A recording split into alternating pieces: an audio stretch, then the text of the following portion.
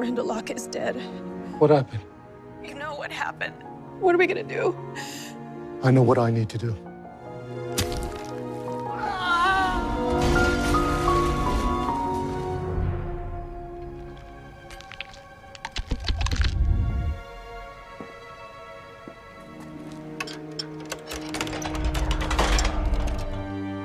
Lucas Caravaggio. Ellie. Lucas, is that you? I'm here, Ellie.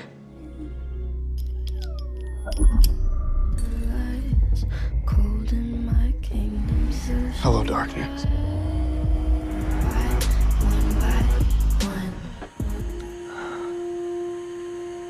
Used to be so fast when you were young.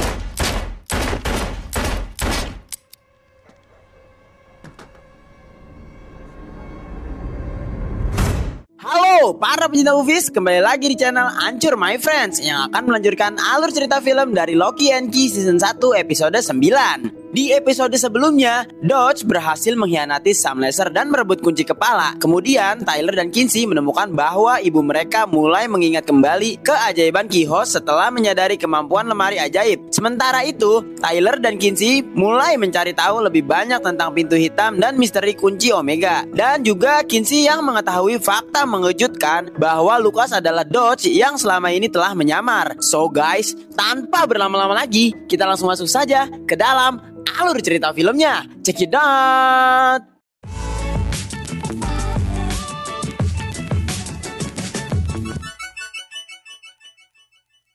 Film dimulai dengan kilas balik 6 bulan yang lalu. Di sini terlihat Ellie mendapat kabar bahwa Randall Locke telah tewas dibunuh oleh Sam Lesser. Lalu ia pun langsung menghubungi Mark. Mendengar hal itu, Mark pun menancapkan kunci korek api ke tubuhnya hingga terbakar. Randall Locke is dead. What happened? You know what happened. What are we gonna do? I know what I need to do.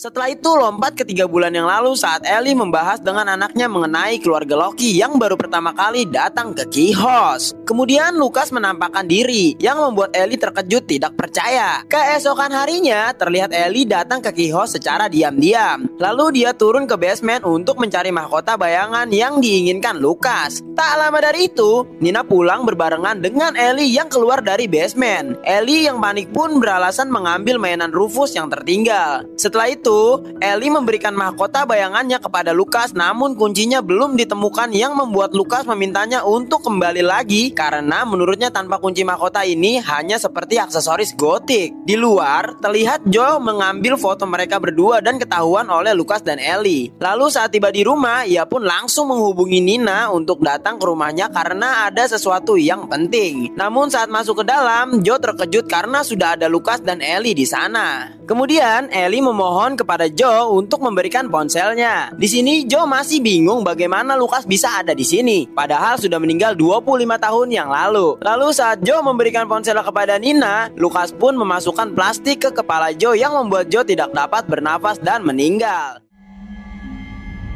Hi, Mr. Ridgway. How did you get here? You died 25 years ago. I wish I could. Get out! What are you doing? Let go! No! Let go!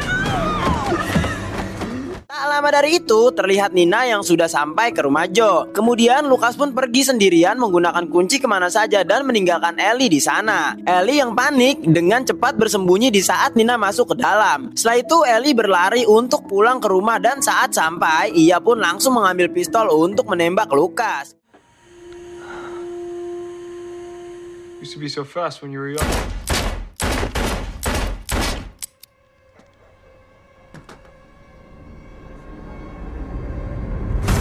Secara mengejutkan, Lucas masih hidup karena dia adalah gema dan tidak bisa mati dengan cara biasa. Lalu Lucas mengancam Ellie akan membunuh Rufus jika tidak menuruti perintahnya. Kemudian scenes berganti ke masa kini. Terlihat di sini Tyler masih tidak mengerti bagaimana bisa Lucas dan Dodge adalah orang yang sama. Namun tiba-tiba Body datang dan dengan cepat Tyler menyembunyikan toples ingatan. Body yang kesal pun berkata bahwa satu-satunya alasan mereka tahu soal kuncinya adalah karena dirinya. Jadi berhenti berhentilah menyembunyikan sesuatu darinya. Setelah berpikir, mereka pun akhirnya menunjukkan toples ingatan itu kepada Body. Ternyata Body mengenal pria itu yang tentu saja adalah Lucas yang tinggal di rumah Ellie dan diakui sebagai sepupu oleh Rufus. Lalu Kinsey berkata bahwa dia adalah Dodge yang menyamar sebagai Lucas menggunakan kunci yang ada di dalam ingatan Duncan yang bernama kunci identitas. Tyler pun penasaran kenapa Dodge memakai kunci identitas untuk mengubah dirinya menjadi sahabat ayahnya yang sudah meninggal 17 tahun yang lalu. Di sisi lain terlihat Lucas yang sedang makan berkata ke Ellie bahwa kunci Omega ada di dalam kepala Randall dan mungkin saja berada di abunya. Scenes berganti memperlihatkan Body yang datang mengunjungi Rufus untuk menginformasikan bahwa Lucas adalah wanita sumur yang selama ini dia maksud. Lalu Rufus pun memberitahu Body bahwa Lucas menyuruh ibunya untuk mencuri sebuah mahkota dari Key House. Namun ia tidak mengetahui fungsinya. Tapi yang jelas mahkota ini membutuhkan sebuah kunci. Kemudian Rufus berkata bahwa ibunya melarang membicarakan Lucas dan meminta Body untuk pergi secepatnya karena tidak aman di sini. Body pun berjanji akan menemukan kuncinya dan memakai mahkota tersebut untuk melawan Lucas. Di sisi lain terlihat Eden yang dikagetkan oleh makhluk yang sangat mirip dengan Kinsey di balik jendela. Karena emosi, ia pun langsung menghampiri Kinsey dan marah-marah karena sudah mengagetkannya. Kinsey yang tidak menghiraukannya pun langsung pergi dan bertemu dengan Ellie. Di sini Kinsey berkata bahwa ia tahu tentang Lucas dan penasaran mengapa Ellie menolongnya. Namun Ellie menjawab dia tidak punya pilihan karena harus melindungi keluarganya. Singkat cerita,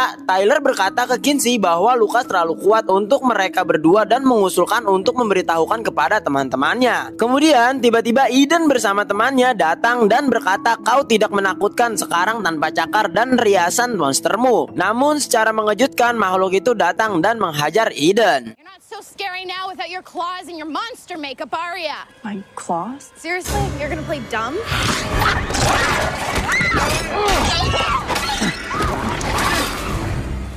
Di sisi lain, terlihat Ellie datang ke Key House dan mengamati abu Randall. Namun tiba-tiba Ellie berubah pikiran dan langsung pulang untuk membereskan pakaiannya karena dia merasa sudah tidak aman dan tidak mau lagi menuruti perintahnya Lucas. Kemudian Rufus berkata bahwa dia tahu semuanya dan meminta maaf sudah menceritakannya kepada Body karena menurutnya saat ini mereka butuh bala bantuan. Setelah itu, ia menunjukkan beberapa kunci yang disembunyikan oleh Lucas. Di sekolah, terlihat Tyler sedang menceritakan kepada temannya tentang kunci ajaib dan sosok iblis yang mencoba merebut kunci untuk membuka pintu hitam. Karena melihat temannya tidak percaya, Tyler pun memakai kunci korek api untuk membakar buku agar temannya percaya. Okay, so your house is full of magical keys. Yeah.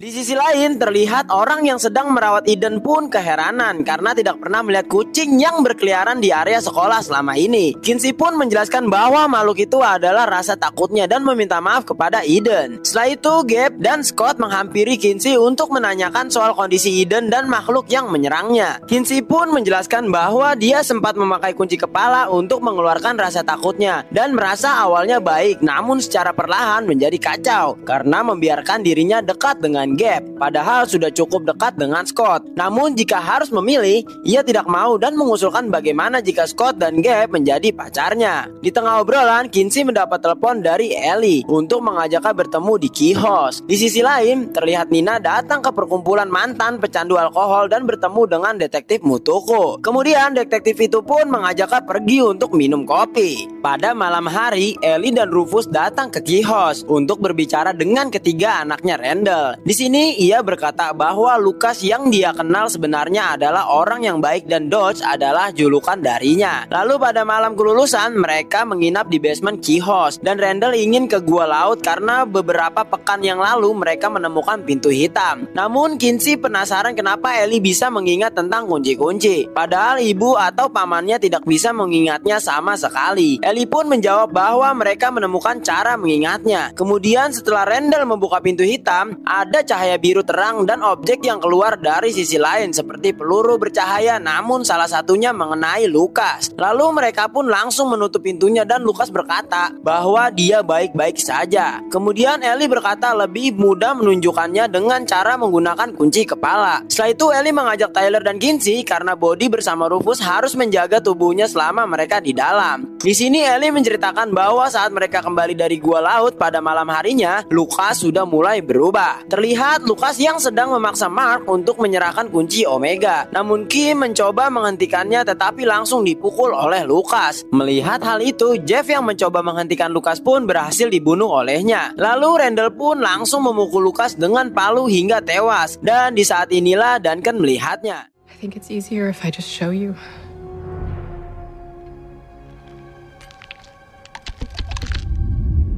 Rufus and Bodhi, you two stay here. Keep watch. After opening the black door, and that's when it started with Lucas. Give me the Omega key. Lucas, what are you doing? Lucas, what are you doing? Just give me what I want!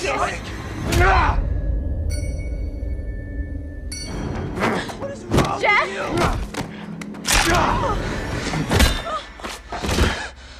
Namun karena tidak punya pilihan, mereka pun menghapus ingatan Duncan dan menyimpannya di toples ingatan. Kemudian mereka membuat cerita soal bagaimana teman-temannya meninggal agar terlihat masuk akal, yaitu pergi ke gua laut dan tenggelam. Setelah itu mereka membagi kunci yang tersisa dan membuat perjanjian tidak pernah memakainya lagi untuk keamanan mereka. Di sini terlihat Randall mengambil kunci kemana saja dan kunci Omega. Erin mengambil kunci kepala, lalu Mark mengambil kunci korek api dan sisanya disembunyikan di rumahnya karena menurut mereka Mark adalah orang yang paling dapat dipercaya. Karena hal itu, ia bunuh diri supaya tidak ada orang yang bisa masuk ke kepalanya. Kemudian Ellie berkata bahwa ia mengambil kunci gema yang bisa mengembalikan orang mati. Karena Lukas adalah pacarnya, Ellie sangat sedih yang membuatnya mencoba pergi ke rumah sumur dan memanggilnya kembali. Lalu Lukas pun muncul dan bertanya apakah punya kunci lainnya. Namun Ellie memberikan kunci identitas dan Lukas meminta untuk mencarikan kunci kemana saja agar dia bisa keluar dari rumah sumur. Di sini Ellie mengaku pada saat itu ia menyadari bahwa itu bukan Lukas, tetapi iblis yang merasuki Lukas. Ellie pun menyalahkan dirinya dan menyesal karena telah melanggar perjanjiannya. Di sisi lain, Bodhi berkata bahwa ia pernah melihat bentuk kunci untuk mahkota bayangan. Kemudian Bodhi pun langsung mengambil kuncinya di dapur dan ternyata itu benar-benar kunci mahkota bayangan. Tak lama dari itu, Ellie, Tyler, dan Kinsey kembali dan langsung mencabut kunci kepalanya. Lalu Ellie menjelaskan bahwa Lukas tidak bisa dibunuh dengan cara normal, tetapi bisa dijebak di rumah sumur. Setelah itu Bodhi pun menyerahkan kunci untuk mahkota bayangan kepada Ellie. Kemudian Ellie berkata bahwa pemakai mahkota bayangan bisa menciptakan dan mengendalikan bayangan, bahkan bisa memaksa gema iblis masuk ke rumah sumur. Tanpa berpikir panjang, Ellie dan Rufus pun membawa kunci itu dan pulang ke rumah. Namun saat tiba di rumah, Lukas sudah menunggu dan menyadari kuncinya telah diambil. Ellie pun beralasan memakai kunci kepala untuk mencari kunci Omega tetapi tetap gagal. Tiba-tiba Rufus menusuk Lukas dengan obeng yang membuat Lukas sangat marah. Kemudian Lukas pun mengambil kunci mahkota dari kantong Ellie. Setelah itu ia memasukkan kunci ke mahkota dan memakainya. Lalu secara tiba-tiba muncul beberapa bayangan iblis dan film pun bersambung.